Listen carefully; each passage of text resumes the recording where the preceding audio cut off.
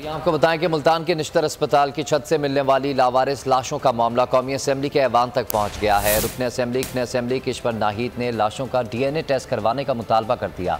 खदशा जाहिर किया कि लावारिस लाशों में लापता कारकुनान की लाशें भी हो सकती हैं। कादिर मंदुखेल बोले कि दिलखराश वाक़े की मुकम्मल तहकीकात होनी चाहिए।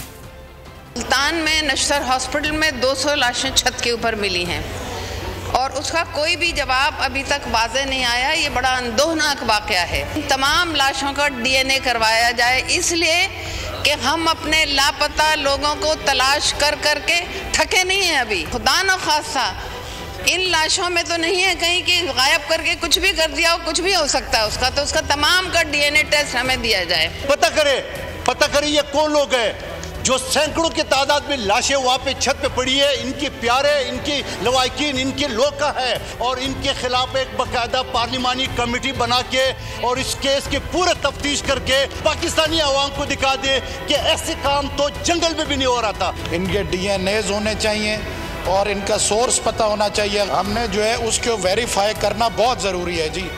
और इसके सूबे से जिस तरह से मिनिस्टर साहब ने कहा, हम सूबे से रिपोर्ट लेंगे और इसको जो है बिल्कुल देखेंगे।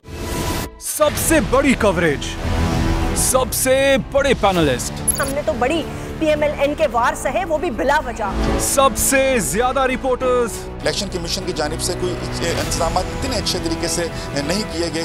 बोल की रिवायत, सबसे पहला नतीजा।